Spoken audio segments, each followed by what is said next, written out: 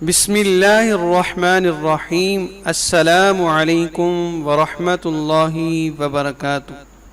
کسی زمانے میں ایک بادشاہ نے ایک قیدی کو کسی وجہ سے پھانسی کا حکم دیا، اور جب قید خانے میں سے قیدی کو لایا گیا تو اس سے مرنے سے پہلے آخری خواہش پوچھی گئی، تو قیدی نے کہا، میں کیونکہ ایک اچھے گھرانے سے ہوں لہٰذا مجھے اعلیٰ نسلی گھوڑوں سے پھانسی سے لگایا جائے۔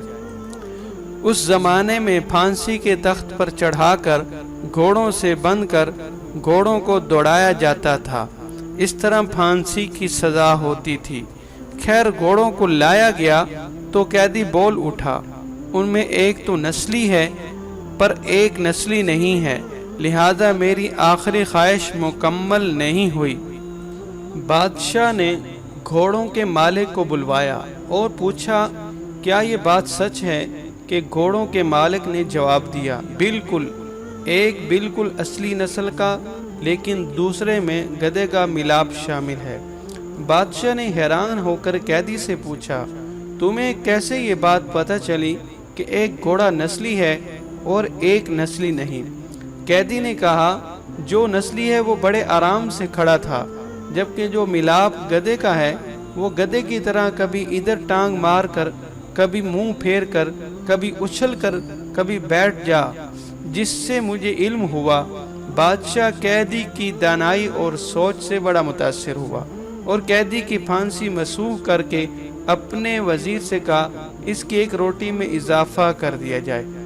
کچھ دن بعد بادشاہ کے دربار میں ایک سنار 2 ہیرے لے کر حاضر ہوا اور بادشاہ کو کہا، اگر آپ کی رعایا میں سے کوئی یہ بتا دے کہ ان میں کون سا ہیرا اصلی اور کون سا نقلی ہے، اور اس اصلی اور نقلی میں فرق بتا دے، تو میں آپ کو دونوں ہیرے انعام میں دے دوں گا۔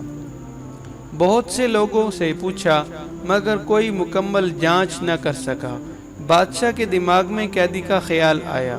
بادشاہ نے اس کو دربار میں حاضر ہونے کا حکم دیا۔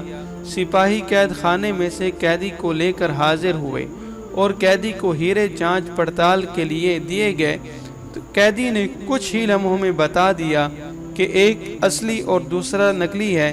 بادشاہ نے پوچھا، تمہیں کیسے پتہ چلا؟ قیدی نے کہا کہ اصلی ہیرا رگڑنے سے کبھی گرم نہیں ہوتا، جبکہ نقلی ہیرا رگڑنے سے گرم ہو جاتا ہے۔ سنار نے وہ دونوں ہیرے بادشاہ کو انعام میں دے دیے اور چلتا بنا۔ بادشاہ قیدی کی دانائی اور سوچ پر بہت زیادہ خوش ہوا اور سپاہیوں سے ایک اور روٹی بڑھانے کا حکم دیا۔ دوپہر کو جب سپاہی قیدی کو ایک اور روٹی اضافے کے ساتھ دینے آئے تو قیدی نے کہا، بادشاہ بھی کسی لانگڑی کا بیٹا ہے۔ سپاہیوں نے قیدی کی یہ بات بادشاہ تک پہنچا دی۔ بادشاہ کو غصہ آیا اور سپاہیوں سے قیدی کو دربار میں حاضر ہونے کا حکم دیا اور قیدی سے اس بات کی وضاحت مانگی گئی۔ قیدی نے بادشاہ کو کہا، اپنے خاندان کے بارے میں کسی سے پتہ کروا لو۔ بادشاہ کی سلطنت میں سب سے ادھیڑ عمر شخص کو ڈھونڈا گیا اور اس سے بادشاہ کے آباء و اجداد کے بارے میں پوچھا گیا۔ ادھیڑ عمر شخص نے بتایا کہ یہاں اس بادشاہ سے پہلے اس کا باپ بادشاہ تھا، لیکن وہ بادشاہ بننے سے پہلے لانگڑی تھا۔ کیونکہ اس بادشاہ سے پہلے ایک بادشاہ تھا، اس کا اپنا کوئی بیٹا نہ تھا۔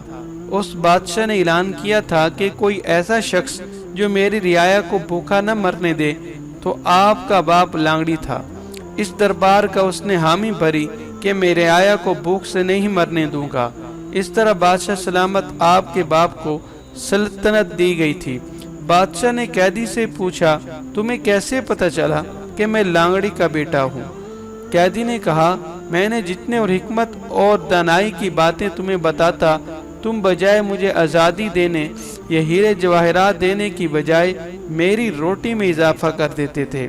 اگر تمہاری جگہ پر کوئی خاندانی شخص ہوتا وہ مجھے ضرور کوئی ہیرے جواہرات دیتا اور مجھے قید خانے سے رہا کرتا، لیکن تیری حرکتیں تیری نسل کا پتہ بتا دیتی ہیں۔